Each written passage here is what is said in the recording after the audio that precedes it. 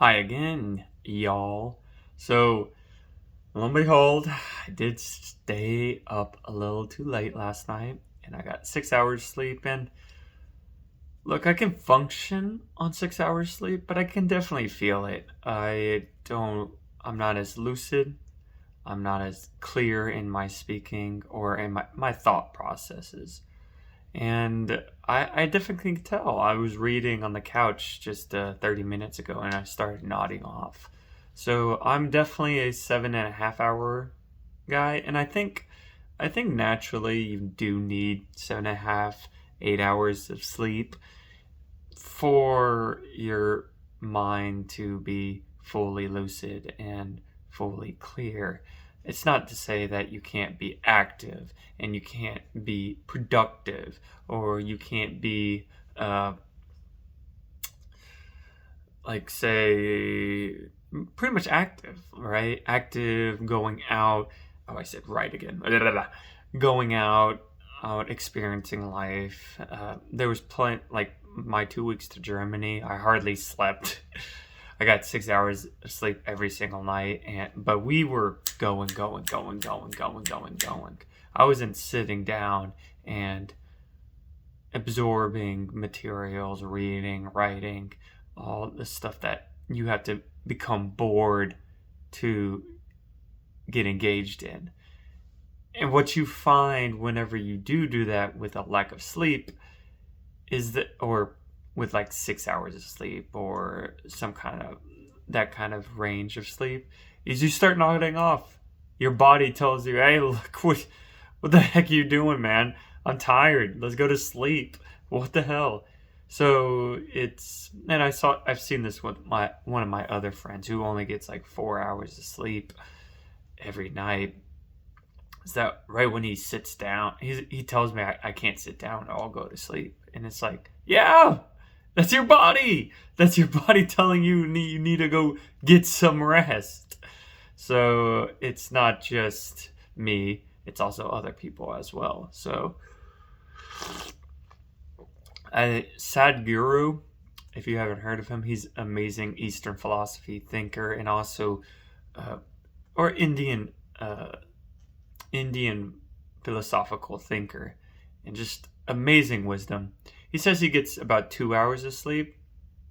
I think for him specifically, he talks a lot about meditation and yoga and specifically. So I think that's where he gets a lot of his energies because, at least for me in my experiences, whenever I go into meditation, it's almost like I am getting rest and recovery from that. I think it's from your theta waves. There's different brain waves that go through between your brain, and the one below sleep is theta waves. So that's when what you get in when you have like body paralysis, and you're like in between sleeping and waking, and that's what meditation prompts. And I think that gives a lot of rest and recovery, or recovery as well. Uh, I think Andrew Huberman talks about it too, like non-sleep deep rest. Uh, if you can't get deep sleep, that non-sleep deep rest can help you recover as well. So look that up with Andrew Huberman and non-sleep deep rest. So, man, I pretty much just talked about sleep the whole time. But I do want to talk about something else I was listening to today. It was an interview between Andrew Cooper and Stephen Colbert. And in this interview, Stephen Colbert puts forth an argument that I find really profound. It's that you should be grateful for the thing that you wish did not happen to you. The greatest thing that, what I think it's so being grateful for the thing that you most wish didn't happen to you. That's what it is. The thing, being grateful for the thing that you most wish didn't happen to you. And when you think about it, you're like, what the hell do you mean? What do you mean, like, I should be grateful for the thing that, like, the tragedy that happened to me? And there's two things, well, three things, actually. One, it's a gift to exist in this world. That's what Stephen Colbert say, and I agree. We are given this chance to live in this world, to experience everything life has to offer, and that includes the suffering that is with it, because everything is tied together. The suffering and the happiness and the joy are both commingled. You can see this with cold showers. With cold showers, you have to go into the cold shower, which is a hardship. It's not easy breaking through the wall and then being in there and jitting around. But afterwards, your dopamine levels gradually increase and make you happier. That's neurotransmitters, right? So that's just one instance where it's connected. The second reason, well, that goes into the second. My little thing went to the tea. But the second reason, so that the dichotomy, that paradoxical dichotomy, relates to my second point, which is the worst things that happen to you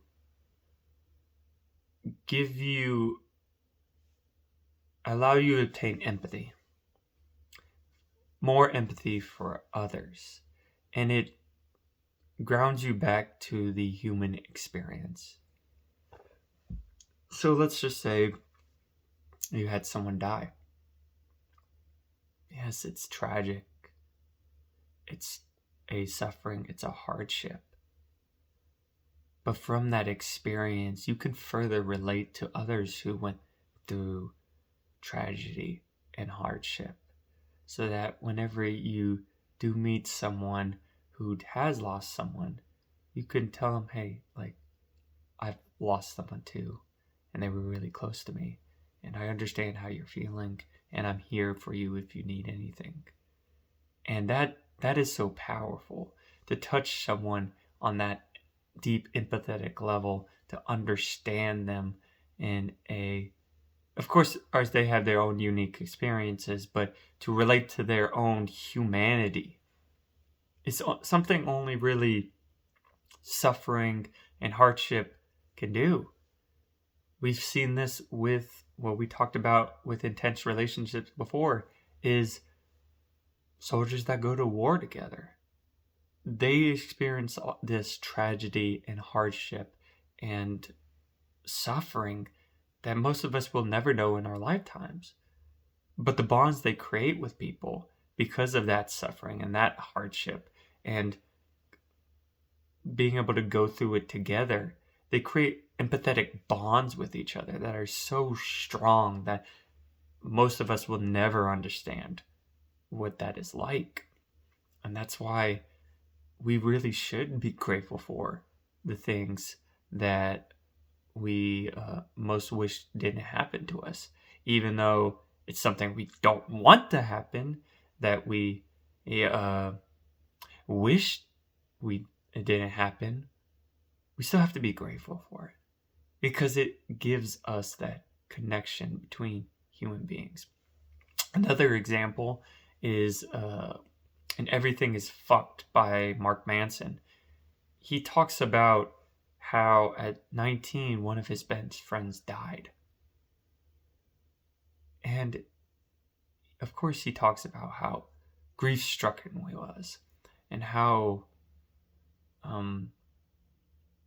just impacted he was from it. But through reflection, he found out, upon reflection in his older years, he realized that his friend's death actually started his life. It was the single most pivotal point in his life, from him not living life, being just that normal teenager who spends video games all the time, is really awkward with women, doesn't talk to anyone, doesn't socialize, introvert, and then changing into someone who moves across the country, who starts socializing with people, who starts interacting with life, and who starts reading books and philosophy to understand life in a deeper sense. And even though it's not something he wanted, not something that he wished would happen, there's a gratefulness towards his friend for starting his life, to getting him to a point where he actually is living life and not just passing by it. And it's tragic that his friend had to die for him to realize that, but it's something you have to be grateful for at the end of the day. And you know me, I always go to the extreme examples, and this one might be a really, really tough one to swallow. I don't know if I've swallowed it yet either, but I'm gonna say it because I think it relates to it on a deeper level. So whenever I went to Germany, the culture was one of such gratitude, thankfulness, friendliness, amicability, love. I've never experienced a culture before that was so just welcoming and just generous and just so lighthearted. And at least in Texas for me, Texas has been in that southern hospitality feeling, and I do feel home here, but nowhere near Germany. And I wonder why. Why? Just because in France, there's a border between France and Germany, and you hop over their border, and French people are totally opposite. They're like New Yorkers and Bostonians. They have that snub attitude. So I'm like, what? And then I didn't get that feeling in Switzerland either. They were nice, they were fine, but just there's something different about Germany. And I thought about it for a while, and I was like, what could it have been? And then I realized, I was like, oh, they might not be consciously think about this, but what happened during Hitler's reign with the Holocaust, how terrible and horrific and awful the concentration camps were. I am guessing, and I'm assuming, that it sent such a shockwave and ripple through that culture that we still feel the ramifications today, the backlash, the overt niceness, overt friendliness, overt amicability and generosity because of their unconscious need to redeem themselves for allowing something in their home nation that was so horrible that it's almost like you can't even redeem yourself, but they're gonna damn well try. And I kind of believe in this because you see it in their speech as well. You could say a lot in Germany, but there are laws against, I don't know if there is laws, but I know on YouTube in Germany, you can't watch Hitler videos. You can't watch Nazi Germany videos. It's not tolerated. So it leads me to believe that this overt friendliness, this overt generosity is that backlash from the Holocaust as well. It's that underlying monstrosity that people, the citizens of Germany, never want to go back to. And like we were talking about, never want that to happen again. Never wish it to happen again. But we have to be thankful and grateful for the people who did sacrifice their lives to, maybe not the purpose, but we have to be grateful for the spot we ended up in right now, for learning from our mistakes. At least the German populace, learning from their mistakes, saying, you know what, this tragedy, I'm sorry it happened. I don't want it to happen again. It will never happen again. I'm not going to let it happen. And we have to be grateful for that process, because what if the Fourth Reich didn't happen? Yeah, the Holocaust wouldn't have happened. But who says there couldn't have been a worse genocide? There were. Stalin, Mao. Who says there couldn't have been something worse in Germany? I don't know my history on the Soviets or the Great Leap Forward, but from what I remember, more people died in the Great Leap Forward in the Mao China and in Stalin's Communist Party than they did in the Holocaust. So, what could have happened if Hitler wasn't? Hitler never happened. What monstrosity might have happened? Of course, we will never know, because it might have been the other way, right? Maybe nothing happens in Germany. Maybe it happens somewhere else.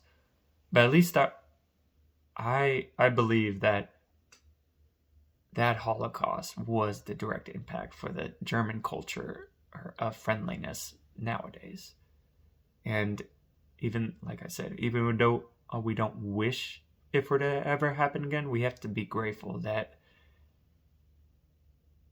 the German people at least acknowledged it and have learned from it, and are better for it today. And in a weird, cruel way, that gives meaning to all the Jews that have died in the Holocaust. It's that even if there's not a God, even if I'm not saying there is or isn't, I'm just saying if there wasn't a God or a higher being, and this is the only life, and if we die, we die, at least, in the very least, in this present moment, the Jews, all the Jews that perished during the Holocaust, at least their lives weren't for nothing. At least, in the very least, their lives prevented another Hitler from showing up in Germany. At least their lives created a society that is so friendly, and I would say loving and generous to the people all they meet. And that I'm able to experience this culture and this civilization and the citizens that are in there and that culture. So at least I am grateful for their sacrifices. Not that I'd want them ever happen again, but you just have to be, because in the end of the day, the only thing that's connecting all of us humans is the universe we live in, this world.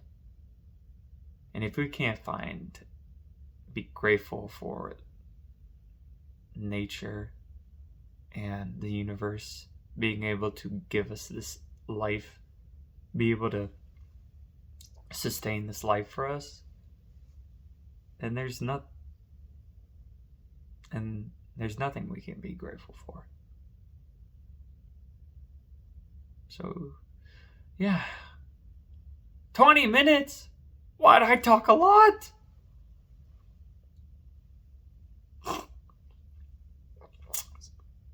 Sorry. Anyways, it was good talking with you guys. And I will see you tomorrow. Toodles.